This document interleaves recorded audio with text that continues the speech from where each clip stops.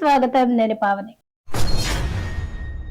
Pak ODI captain గా మహమ్మద్ రిజ్వాన్ స్థానంలో షహీన్ అఫ్రిదీని నియమించిన సంగతి తెలిసిందే. బెట్టింగ్ యాప్ ను ప్రమోట్ చేయడానికి నిరాకరించినందుకే రిజ్వాన్ ను తొలగించినట్లు పీసీబీ వర్గాలు వెల్లడించాయి. ఇటీవల కరేబియన్ ప్రీమియర్ లీగ్ లో అతడు బెట్టింగ్ యాప్స్ లోగో ఉన్న జెర్సీని ధరించడానికి ఒప్పుకోలేదు. మరోవైపు పాలస్తీనాకు మద్దతుగా చేసిన వ్యాఖ్యలు ప్రభావం చూపాయని సమాచారం. చిత్రదుర్గ జిల్లా నాయక్నహట్టిలోని సంస్కృత వేద పాఠశాలలో 9 ఏళ్ల బాలుడిపై అమానుష దాడి జరిగింది. తల్లిదండ్రులకు ఫోన్ చేశాడన్న కారణంతో ప్రధానోపాధ్యాయుడు వీరేష్ హీరామత్ విద్యార్థిని దారుణంగా కొట్టాడు. కాలితో తనతో తీవ్రంగా గాయపరుస్తున్న వీడియో వైరల్ అవుతుంది. అతడిపై పోలీస్ కేసు నమోదు చేయగా సదరు టీచర్ పరారీలో ఉన్నాడు. పిల్లాడిపై ఇంత క్రూరంగా వ్యవహరించడంపై నెట్టింట విమర్శలు వస్తున్నాయి. ఇక లేటెస్ట్ సినిమా అప్డేట్స్ చూసుకుందాం. రేపు ఉదయం 11 గంటలకు ప్రభాస్ అనురాగపూడి సినిమా టైటిల్ టీజ్, ఎల్లుండి ఉదయం 11 గంటలకు టైటిల్ పోస్టర్ విడుదల చేయనున్నట్లు ప్రకటించిన మేకర్స్. వెంకీ కుర్మల దర్శకత్వంలో చిరంజీవి సినిమా. డ్యూట్ సినిమాకి 4 రోజులు 83 కోట్ల రూపాయల గ్రాస్ కలెక్షన్స్. కేరామ్ కి 3 రోజుల్లో 17.5 కోట్ల రూపాయల వసూళ్లు. తెలుసు కదా మూవీకి 4 రోజుల్లో 16.3 కోట్ల రూపాయల గ్రాస్ కలెక్షన్స్. టెక్ దిగ్గజం గూగుల్ కు అనుకోని సమస్య వచ్చింది. నల్లుల బెడదతో న్యూయార్క్ లోని చెల్సియా క్యాంపస్ తాత్కాలికంగా మూతపడింది. దీంతో ఉద్యోగులు WFH చేయాలని మెయిల్ పెట్టింది. నల్లుల సమస్య పరిష్కారం అయ్యే వరకు ఆఫీస్ కు రావద్దని చెప్పినట్లు సమాచారం. ఈ నెల 19న నల్లుల నివారణ చర్యలు చేపట్టి సోమవారం నుంచి ఆఫీస్ కు వచ్చేందుకు అనుమతించింది. 2010లోనూ గూగుల్ 9th అవెన్యూ ఆఫీస్ లో ఇలాంటి పరిస్థితి ఎదుర్కోవడం గమనార్హం.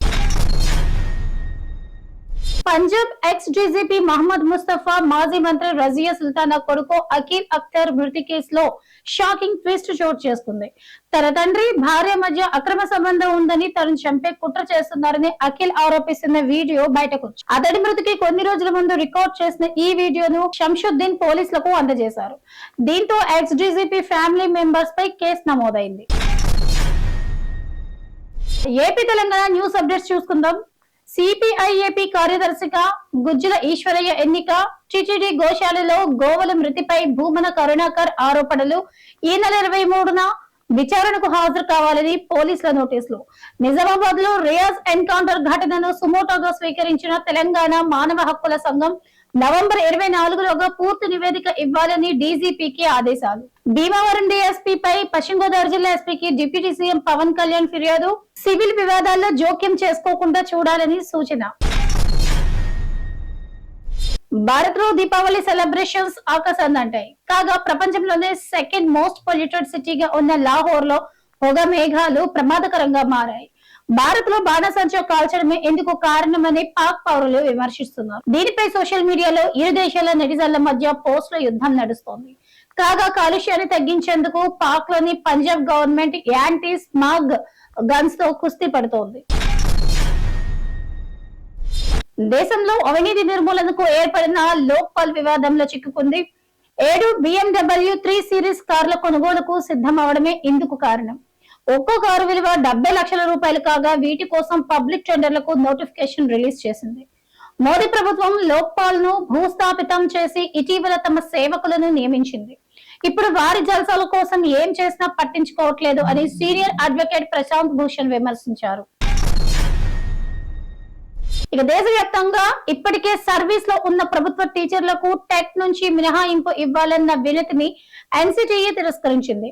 5 ఏళ్లకు మించి సర్వీస్ ఉన్న వారంతా 2 ఏళ్లలో టెట్ పాస్ అవ్వాల్సిందేనని ఇటీవల ఎస్సీ తీర్పునిచ్చింది. 2017 పార్లమెంట్ తీర్మానం ప్రకారం ఈ తీర్పునిచ్చినందున అంతకు ముందు నియమితులైన వారికి వర్తింప చేయరాదని వారు కోరారు.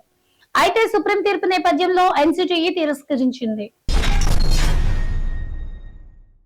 శ్రీశైలంలో రేపటి నుంచి నవంబర్ 21 వరకు కార్తీక మాసోత్సవాలు జరుగుతాయని ఈవో తెలిపారు. కార్తీక మాసంలో గర్భాలయ సామూహిక అభిషేకాలు రద్దు చేస్తున్నట్లు చెప్పారు.